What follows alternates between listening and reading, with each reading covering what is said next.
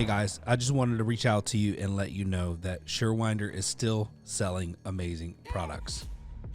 Some of you guys have been dragging your feet for whatever reason. If your shoulder hurts, do not waste time. Pull the trigger. I just bought 4 or 5 of them, and we had 2 guys out. You know how much it cost me to pay for 2 guys being out with bad shoulders? We just pulled the trigger and we said, listen, everybody's going to have one on a truck. It's mandatory. You got to use it. Don't hesitate. Don't wait till your guys go down. It's going to cost you more. Buy a Surewinder. It's not every day someone invents something that changes the game. I found out about this product that I'm talking to you about, and I had to try it. So I ordered a few, and after using it, I'm sold. Now we stock them on our trucks. It's called All Brace, and it will help you sell more service and buy you time until doors come in. There's never been a greater time for a product like this. Phil has a video on his website of him cutting a door literally in half, installing the All Brace, and running it like nothing ever happened. It is literally incredible. One of the greatest selling videos I've ever seen. You're going to want to check it out at all-brace.com. Joseph, how do my financials look? Whoa, before you answer that question, I got to make sure that we don't share this on the radio because we're doing a podcast about financial money in the door industry. And there's not a better person in the world, in my opinion, when it comes to helping your door business out with getting your hands around your financials, understanding what it's doing and all of that.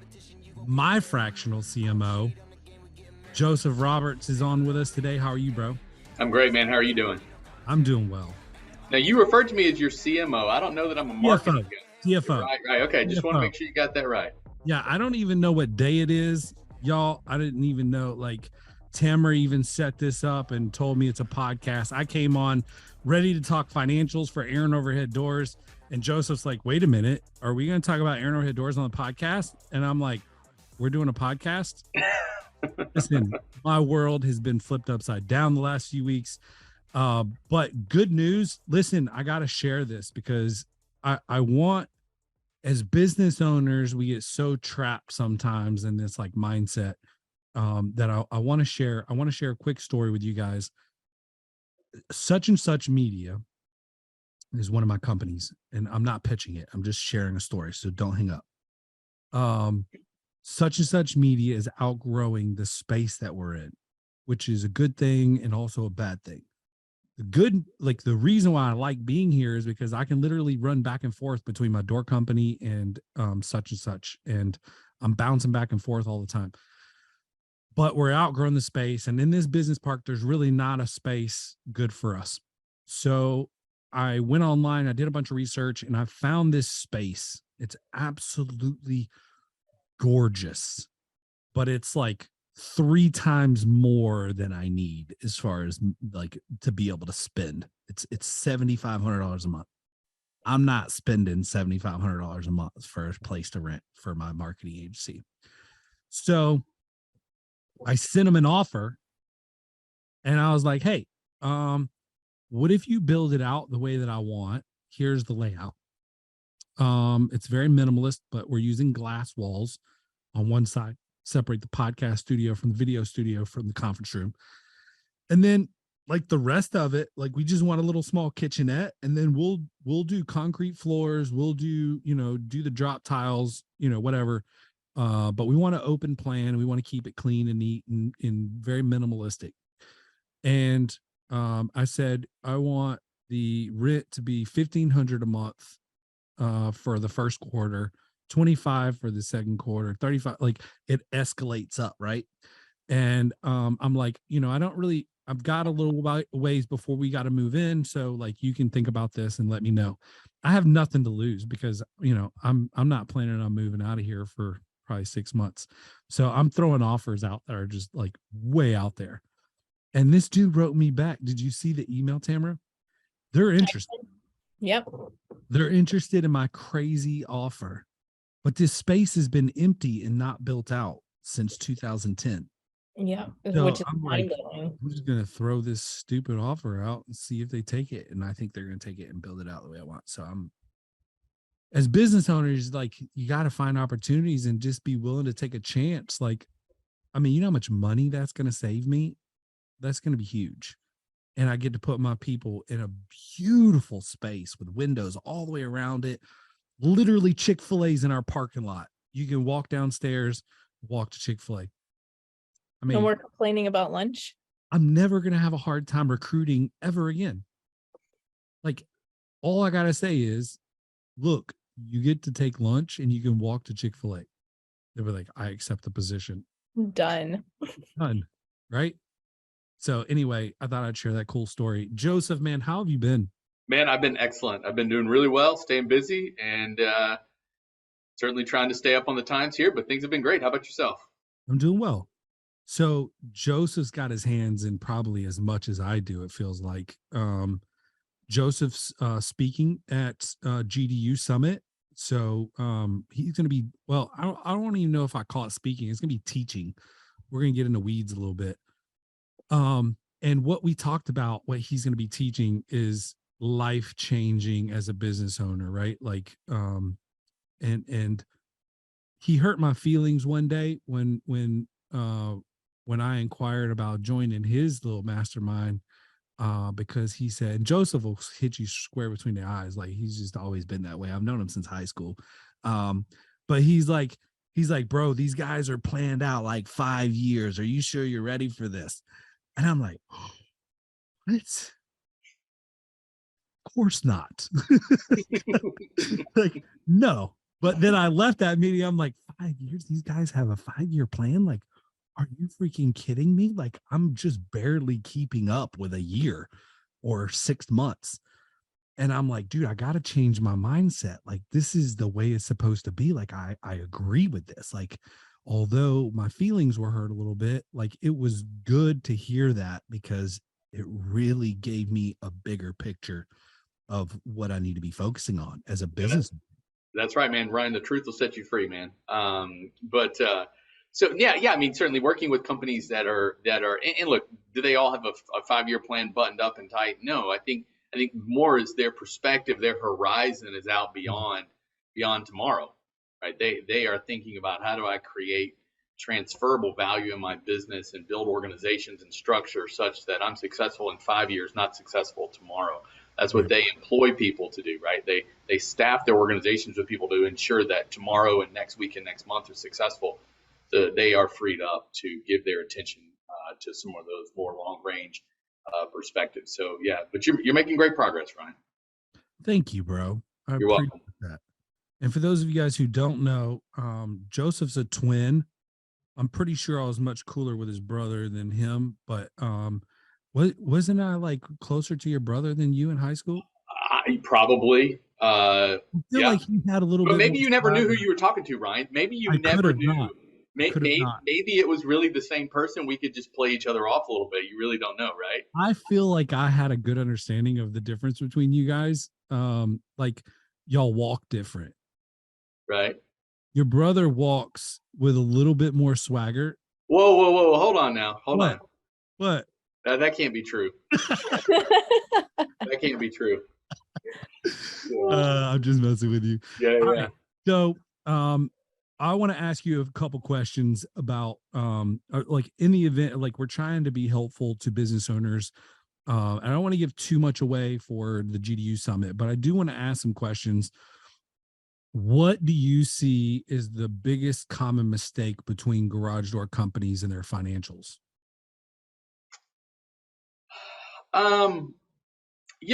One that I'm seeing a lot right now is the most, I don't want to call it a mistake. I would probably say the most common problem that I see right now is sort of this desire and this push to move into these field service-based systems.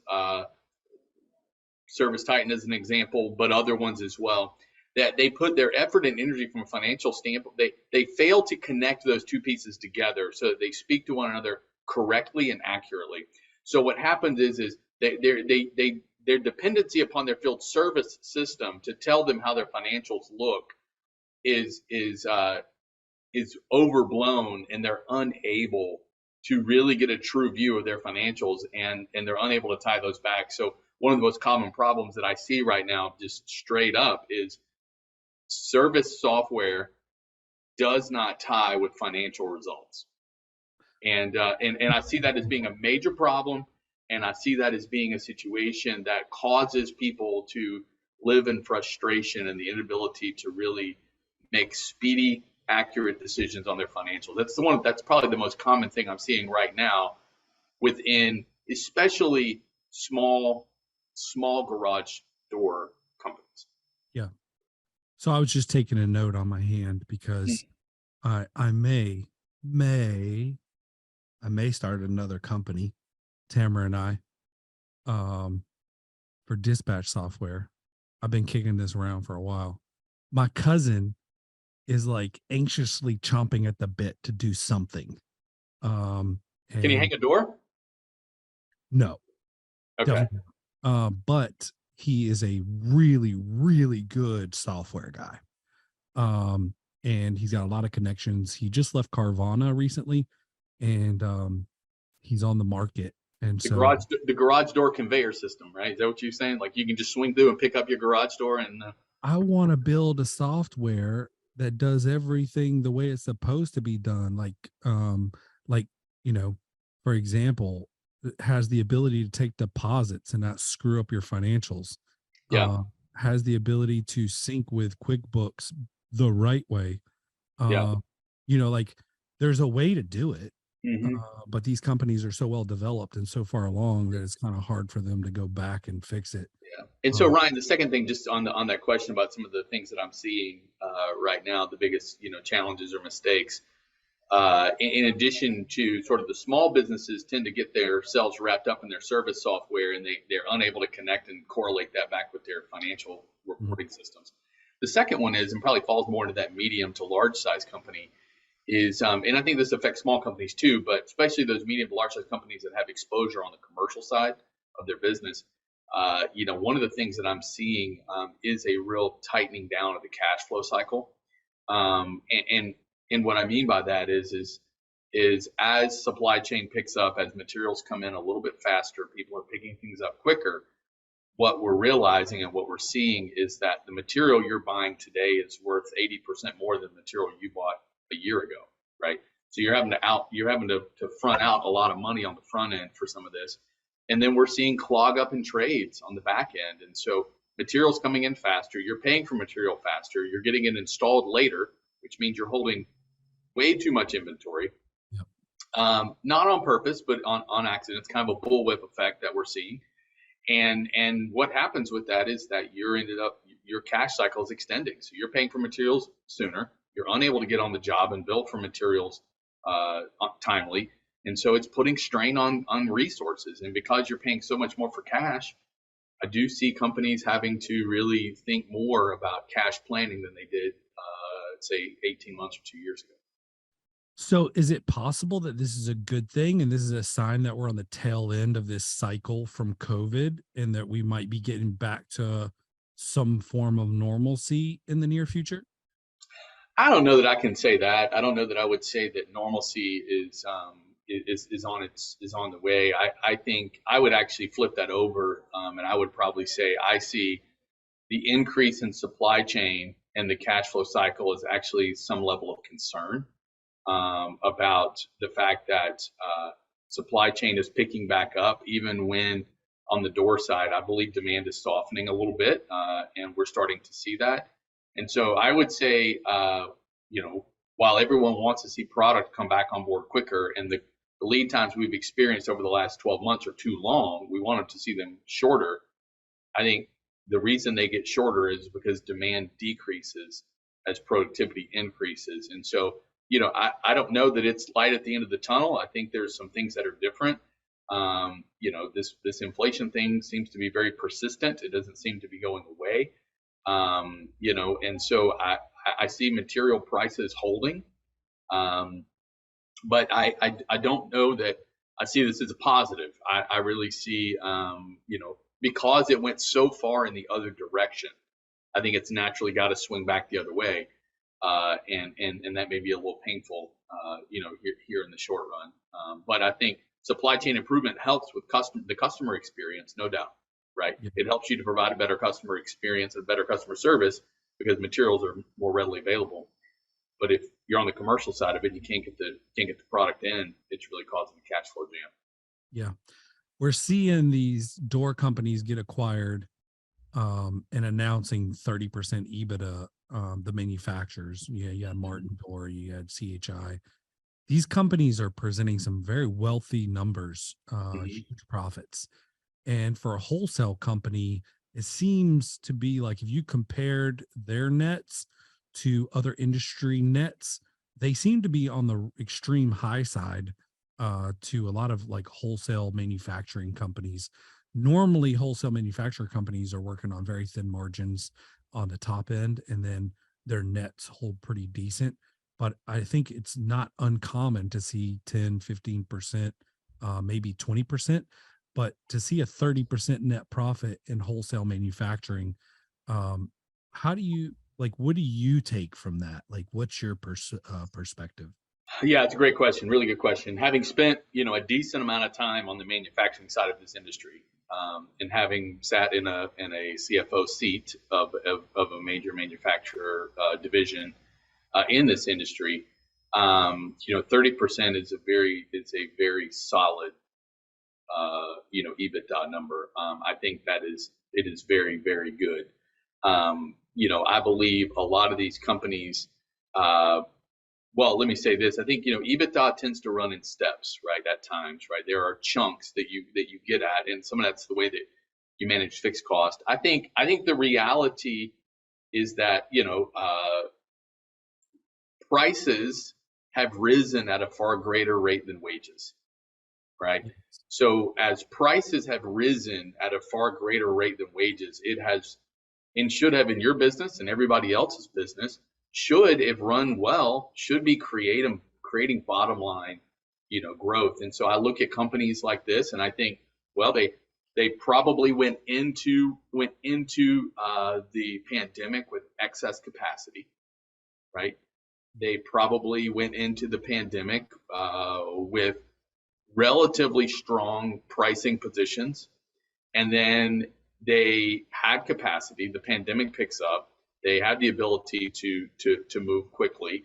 They have the ability to bring stuff in and get it done. They certainly weren't in a labor situation or anything like that was preventing them from really ramping up a little bit, or physical capacity. They didn't have to build out to accommodate volume, and pricing went through the roof. And they were able to, just like I know many door companies are holding pricing margins, margin percents as price rise. So if I'm making, 50%, I'm when prices rise, I'm going to keep it at 50% and pass through not just pass through the cost difference. I think manufacturers are doing the same thing. And so, I've talked with other manufacturers who, when the pandemic hit, they were already at 85% capacity, right? And the pandemic hit and blew them up to 120, 130% of their capacity, and they couldn't absorb it. And so they just stumbled all over themselves. And I think companies like CHI and Martin were probably in a situation where they were able to leverage that really well. And look, this has been the best of times and the worst of times, right? It has been the best of times from a profitability standpoint. It has been the worst of times of satisfying customers with long lead times, right? Yeah. And I think people that have been able to make that work and capitalize it have had really, really, really good years the last 2 years. And so that's been good for our industry. Good for them, right? Yeah, absolutely. You had mentioned that material costs have shot up, revenue shot up, gross profit margins have probably stayed the same, hopefully, or gone up. Well, they should have gone up. They should have, and here we'll do a little finance lesson, right? If gross profit margins are made up of three primary factors, right? It's revenue minus your materials, minus your cost of goods, minus your labor for installation and service, right? If prices have escalated at a rate greater than your labor, yes, materials have gone up, and so prices have gone up, but your labor hasn't gone up 80 to 100%, right? But your material has, right? So theoretically, even if you gave half of that away in labor increases, you gave a 40% increase in labor, you should still see gross profit margin improvement, Yeah. as a percentage because of that. Yeah. So what I'm saying is like your percentage of margin that you're pricing your doors, your projects out at. So like, let's say you're trying to have a 50% margin. Are you saying that it would be a good idea to increase the gross margin that you're going for on that, like to 55% during a time like that? Or you maintain the same margin percentage wise, but because naturally the cost of material have gone up so much, your bottom line is going to look better regardless? That's a good question. That's a good question. I've seen the really good companies increase margin percentage as well, and they've realized that the demand for the product has risen and the price of the product has risen greater than my labor. And listen, the great companies that I know have given tons and tons of pay increases back to their people. They have not been greedy with it. They have not withheld. They have returned it back to their people, and they've done a nice job of that. And I think that's one of the clear differences between good companies and great companies is they not, I don't want to say they share in the profit. That's not the point I'm making.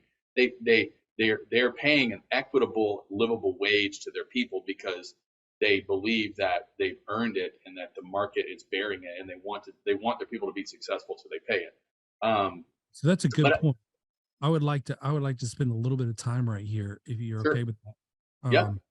So, I'm hearing mixed signals along the lines of like giving employees raises with the inflation and all this stuff. The goal of the government is to, central banks and everything, they're trying to lower inflation. So if you're giving raises based on inflation and then somehow they're able to get inflation back down to 2-3%, which seems like almost impossible at this point. Did you give the raises in vain at that point? We're seeing the tech industry getting crushed right now because they had to overpay to get people because there was only so much talent. And so they were offering stupid amounts of money to steal people away from other companies. Those people are now getting laid off in masses. You're talking hundreds per company. And they're starting with those high paying people they stole away from other companies. So are you suggesting that there should be a salary increase? Should we pay like a bonus that way? Because once you go up, you can't go back down, right? Like if you give somebody, they're making 50 grand, you give them 55, you can't go back to 50 because like you're giving them a raise based on inflation or the idea of inflation. But if it goes back down, you're not taking it away. Yeah. So, I would say the great companies have not given raises because of inflation. Okay. I think they've given raises because they believe that they want to have the most talented, satisfied technicians out there. Now, the one thing I will tell you is about the labor market. A year and a half ago, last summer, 2021, going into the fall of 2021, I would say everybody in the industry knew I have to raise wages. If I don't raise wages, I jeopardize the sustainability of my company because people just they need a raise because I can't afford to lose them in this pivotal moment of my business, right? Yeah. Fast forward a year to today, 18 months or 15 months to a year today. The message is a little bit different. The message is I need to be mindful of raises. I need to be mindful of paying people. I need to be mindful of that. But it's not the guarantee slam dunk that I knew a year and a half ago that I had to do it, right? Yeah.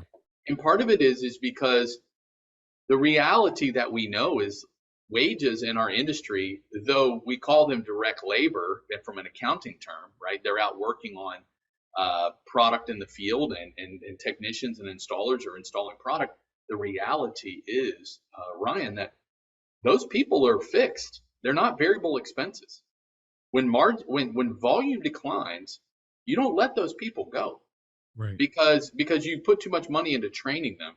So I think with the apprehension about the economy and where it's going, I think people being a little more deliberate about the raises that they're offering. I think a year ago they were wide open. We'll we'll pay whatever it takes to keep people. I think now they're saying, okay, well, maybe we do manage wages through attrition, meaning like we're not going to backfill this. We'll give a raise to the other people to fill it, but we're not going to backfill this role. We're not. I think there is some of that apprehension. So, not that it's like the tech world where they're laying everybody off, because of that. I don't see that happening, but I do see people managing wages more judiciously, as well as managing labor costs through attrition and things like that. And that's not happening yet, but I get that question frequently. Again, a year and a half ago, it was, I'm foolish not to raise wages because my people have to have it or else I'll lose people. Yeah. Today, it's like, man, how do I do that? And here's the thing. I think your point of once you raise them from 50 to 55, you can't take it back. I mean, good companies find ways to link incentives to their people and pay that. And we all know this. This isn't rocket science. This isn't, this is fake news on your podcast. Everybody knows this, right? You should tie wages to incentives, but it's hard. It's hard to do that because either people don't want to pay it if it's really great, or they're nervous that they don't have the data to manage it appropriately. Right. But it's the way it should be done. Agreed. 100%. We're on the same page. We don't always agree about everything. No, we don't. But on this one, we do. Yeah, we do.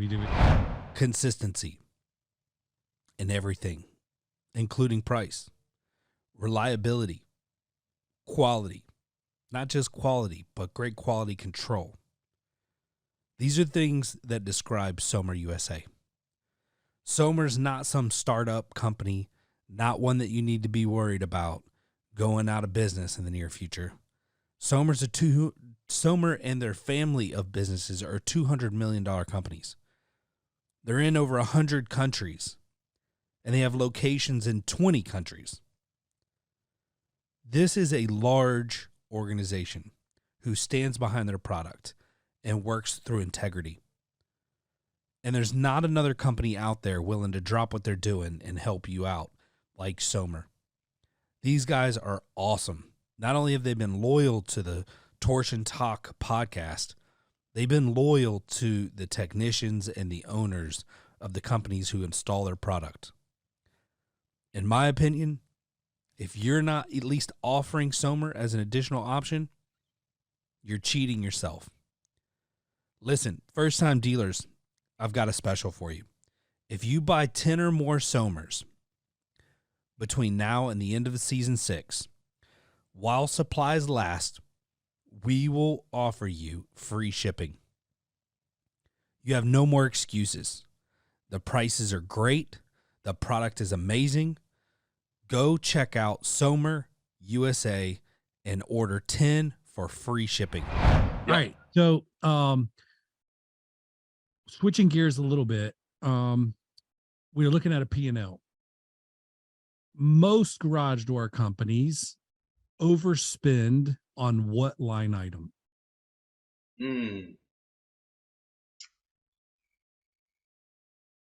Great question. Let's see. The first one I'm going to say is probably materials. Really? What's that? How, so they overpay on materials? Well, theoretically, it should be the number one item you look at, right? Percentage wise. Well, yeah, it's the largest percentage of all that you spend, and people forget to look at that, right? So when I say overspend, it doesn't take a whole lot of overspend in that bucket. Right. As you could overspend by 0.5 percentage point. It could be your largest overspend that you have. Mm-hmm. Right. So that's where I would start. Is there? I don't. What's that? How would you start? I would certainly be evaluating secondary supplier options. I would certainly be evaluating. Word in our industry, bro. Be careful. Yeah. I would also be evaluating inventory stock levels, your mins and maxes that you have. Freight does make a difference.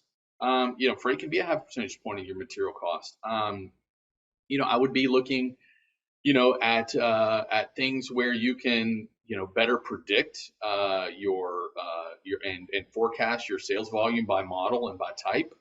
I would look at a variety of things, like that. Every little part, every fractional percent you save on materials falls right to your bottom line, as long as you're not giving it away, it goes back to my point. Like if I shouldn't reduce my margin expectation or hold my margin expectation the same. It may mean that if I gain a half a percentage point, I keep my, I raise my margin a half a percentage point, right? Yeah. So when you say overspend, I think that's probably not what you were looking for. You probably think it's something that I purposefully am actually spending money on. But that to me is the number one thing. When I was in manufacturing, Great answer. what's that? It's a great answer. When I was in manufacturing, when we looked at headcount, right, every time there were two places that we always were willing to spend money, right? One was in salespeople, and the second one was in excellent procurement people, right? Because why would we not resource the department that funded or that purchased and led to the efforts to buy materials, right? Because the better we get at procurement, the more money we save, right? So that would be. Okay. So sorry to interrupt you, but you got me really excited about this. One of the people that I want to hire for next year is a controller, right? And I've been kind of like bouncing back and forth between like, should I get a purchasing agent or like a controller? And I love the idea of a purchasing agent because I genuinely feel at the size that we're at, a purchasing agent could potentially pay for themselves by doing a really good job of negotiating pricing, sourcing doors from the best place. It changes the dynamic of how you sell, how you purchase, everything, right? So are there any companies that you're familiar with that have a purchasing agency that's effectively done that and it's helped their business out? Or is that a theory that I've got that's kind of like, not so much? Yeah, I don't know that it's a theory. I mean, there's a lot of ways to approach procurement. Some people approach it through people, right? Get a good procurement agent. Some people approach it through systems, right? They say, well, we're going to have very accurate inventory. We're going to have a very tight way that we fulfill trucks and other things like that. So they take the burden off of some of the procurement activities and they do it more through an operational efficiency type of standpoint. I know very few door service companies like yourself or any of the companies I work with that have a dedicated procurement agent. They may have a buyer, they may have somebody that purchases materials. There's a difference between a procurement expert and a person who purchases materials. Yeah. And so that's the thing. And and I hear way too frequently, I need somebody with door experience who can buy product. And I get all that, right? And I hear the need for that because they need to learn the industry. But good procurement people are good procurement people, irregardless of Right. of background and experience when it comes to technical products. There may need to be some element of that, but certainly they don't have to be they don't have to be an expert in all things garage doors to be a good procurement person in the industry. All right. So for the audience, because some of these people, we got people at different levels, describe the difference between someone who orders doors for your company and a procurement employee, like a procurement position. Wow. I can be really offensive here if I want to be. So the truth is a vast majority of people that have procurement people, they have salespeople that are buying product. They have project managers who are providing product or buying product. They have service people who are buying product. I think this is a huge shortcoming in our industry as a whole. And what are the differences? I think people that are really good procurement people have a understanding of inventory, not inventory as in just the dollar. They have an understanding of how materials flow. They are integrated into your operating process. And I would argue, so you asked the question a minute ago, should I hire a controller or should I hire a procurement person? The best controllers, the best CFOs, the best finance people in your organization are not the people who know how to book debits and credits on your accounting books. Right. It's those people who can get integrated into your everyday behaviors and be able to see the financial results of the company as business is happening day after day after day. They don't have to wait till the end of the month to see what the financial result is. They know it because they see it. They see it every day in the business, right? The same is true with procurement. A good procurement person is not going to be someone who's good at buying materials and knows who the right person is to call it Cookson or Overhead or Wayne Dalton or CHI or whomever, Service Spring, whatever. It's not that guy. It's the person that's able to totally understand, well, how do we lay out our product on the floor? How do we prepare product before it leaves? When do we need to have it in? How do we have jobs stacked in the business? How do we have visibility into forecast? That kind of thing. our industry is nowhere near ready for this, but there's a system that I did years ago called SNOP, Sales and Operations Planning, and it's a continual life cycle of the company operating in this perpetual planning mode. And a key cog in that, one of it is a effective forecast. The other one is an understanding of your financials at a deep level, but also at an operational business level. The third one is operations, the ability to see and understand inventory.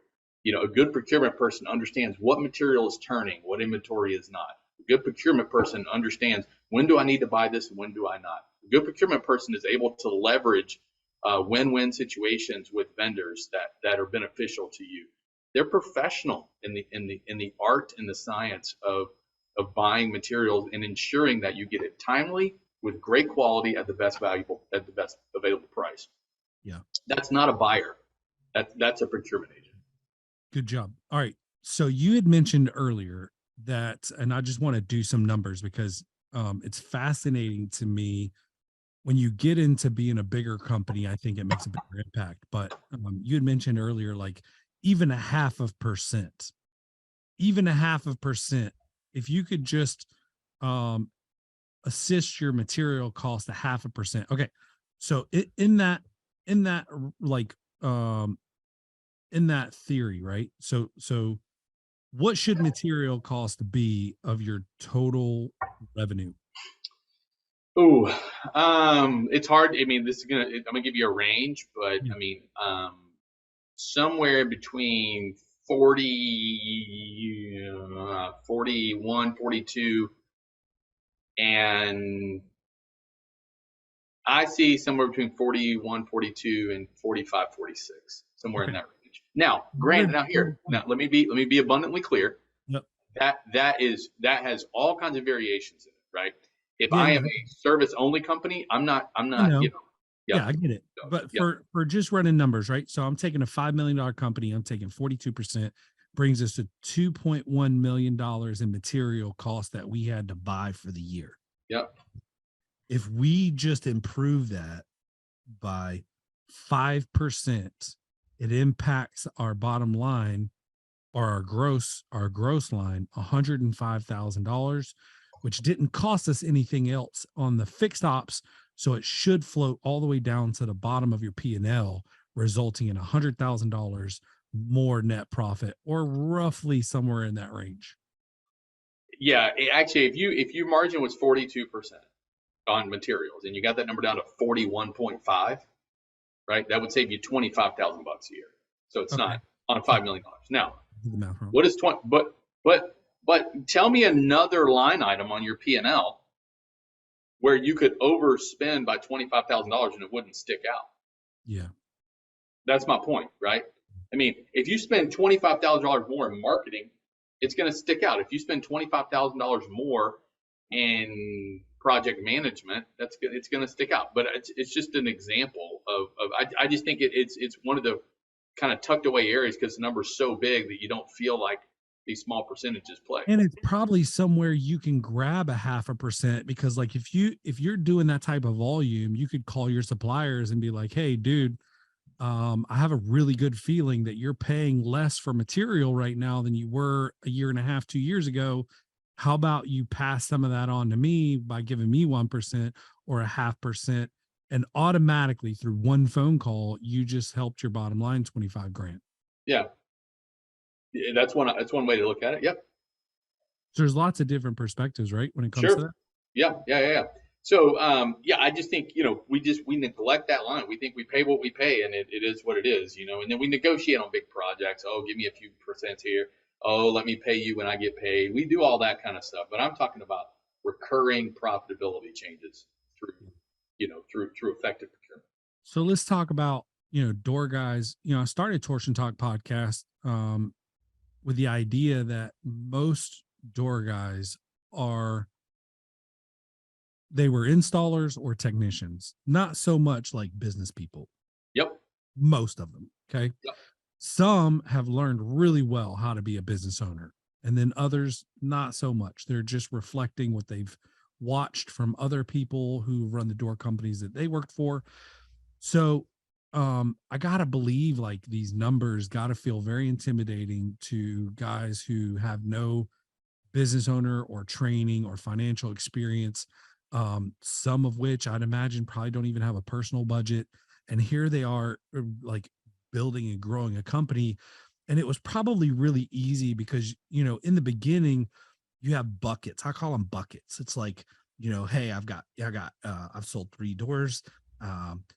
It cost me this much, and everything's tied to the job, and mentally you can kind of do that, and all your overhead is really low. But then you get to the point where you're growing, and all of a sudden now it's like all your expenses are kind of in a chunk, and it's not segmented into by job in your mind. And then you start looking at reports and you're like, man, this is overwhelming. At what point do you suggest a business can't go past, like, you literally should not go past this point without some help on the financials or having a very clear understanding of what you're doing?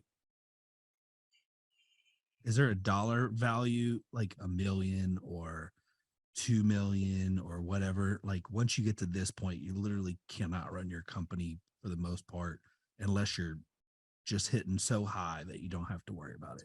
Yeah, so I don't know that this works, but I would say, if I had to give you a number, I would say, a guy in a truck can go out and generate $1 million a year, right? And if we're going to measure success on the number of trips you can take to Mexico on that, they're probably going to cap out at like 2. Yeah. Right. Like, and we know all these manufacturers love to take people to Mexico. Something about door people and Latin culture, like we just like to get down there. I don't know, but anyhow, like, so you look at this and you our next GDU event is going to be in Mexico now. What's that? Next GDU event will be in Mexico. Yeah, probably Cabo. That's where everybody else seems to want to go, right? So, but here's the thing, right? It's like the door guy that started the business years ago as a technician. He or she, for that matter, I don't know, Tamara, maybe you started the door business, but he did it, and probably for the first several years they measured their success on the number of trips they could take, right? And eventually it's gotten to the point where that's not really going to cut it anymore. So I think you're going to get to a number in a couple $1 million, say $2.5 million, where you're going to say I can't do it on my own anymore. But here's the thing I would say. Don't shortchange yourself. Like, just like you make an investment in a truck, just like you make an investment. Look, the greatest businesses that are successful make the decision up front to say, I know who I am and who I'm not, right? Mm-hmm. And I know that I am not a financial expert. And guess what will derail a business quicker than not knowing how to solve a service problem? A bad financial decision. Yep. Right. And so I just think you should go into it with eyes wide open from the very beginning. Right. Build it into your pricing, for crying out loud. Yeah. Charge your customer for the cost of your financial services, right? Because you have a professional organization. I think they should do it from the very beginning and be honest, man. The key to leadership is self-awareness, right? Be self-aware of what you are and what you're not, and don't be afraid to supplement yourself with people around you. One of the greatest people that I know in our industry is a financial person by trade. And guess what he doesn't do? He doesn't do his own financials. Wow. He has a controller that does it for him. And it's not because he can't do it. It's because that's not what he needs to be doing as the owner of the business. He could do it in his sleep. I'm the best door salesperson you've ever met. And you need to hire door salespeople. Not hire door salespeople. Yeah. And that's another thing is, listen, we think, oh, well, let me do what I'm really good at. Let me go do what I'm really good at. Well, you spend too much time doing what you're good at, and all of a sudden you realize I'm the bottleneck in my own business. Yeah. Right. So there's a lot that goes into that. But I think, if you're looking for a number, I think once you certainly reach the point where you can't do it in a truck anymore, you must have it, right? But I would argue from the very beginning, if you plan on building something that's going to transfer value to somebody else, selling it, giving it to a child, to an uncle, whatever, giving it to your employees, you owe it to the value of your company to instill a financial professional in it from day one. Right. Along that line, I know you work with Casey Foley, Joseph, and he's in our GDU group as well. And he said the other day, he's like, because his business, it's provided him with a lot of like freedom, the leaps and bounds that he's made up from a financial standpoint over the last year. And his company is 41 years old. And he mentioned in the meeting, like, just think about if we had started doing this 40 years ago, like it's made such a difference already within the past few months. If they had been doing it over the course of their business, they'd be in a completely different place. Yeah, and I've had a front row seat to that improvement. It has been fantastic to see that. But it's a great point. I mean, you think about, and look, we can't live in hindsight, right? Like what could have been and should have been, but we should use those examples. We should learn from the lessons of our peers, not to repeat those things, right? And that's why GDU, why the E2 program that we run on the peer group side is so valuable, because our program really focuses more on that high end owner perspective. But we definitely get in training other things, and you guys are working with a lot of people too. But learn from your peers and be transparent and honest with them, and learn from that. You don't have to repeat the same challenges that, as Casey mentioned, that they had for 40 years. But there's no better time to act than now. Yeah. And guys, I'm telling you, there's never been a better time to get started on learning what you don't know. We are in a recession, regardless of what our government's trying to tell you. We had 2 straight periods of negative GDP, which gives us a recession. I know the rules change, so technically we're not. But the mindset, the planning, the data, you need to dive into the data. You need to make good, smart decisions. Like Joseph mentioned, you got to watch your expenses. 0.5% on material costs can make a huge difference. And it could just be one phone call away. There's so many things that you could learn by diving into your data and your books and your money. I'm going to ask one final question and we'll wrap it up. Joseph, I'm a business owner. I'm just now taking my finances serious. I have these high highs and low lows, and when we're low on cash flow, I freak out. What are 2 or 3 financial numbers or reports I should be watching to help me make better decisions and manage my money? 2 items really quick. Inventory and AR. In recessionary times and spaces, it's about cash flow management in many ways, so I'd be focusing there. The third thing, which is not going to show up on your financials, but eventually will show up on your financials, is I challenge everyone to start looking at the difference, the time, and especially if you guys have sophisticated systems, you should be able to do this. Start monitoring and be monitoring the difference between date quoted and date accepted by the customer, right? Before you see quotes stop, you will see an expansion of that time. It once was I quoted it, they accepted it the same day. I quoted it, then they accepted it 3 days. I quoted it, they accepted it a week. I quoted it, I called them in a week. They said, look, we're trying to get approval on this. Call me back in another week. Then it's a month. Then it's also, we don't quote at all, right? Start monitoring the days between quote provided and quote accepted, especially on the commercial side of the business. That would be but that's not in your financials, but it eventually will show up in your financials. That's so good. I've run all of my businesses and run departments for other companies based on sales.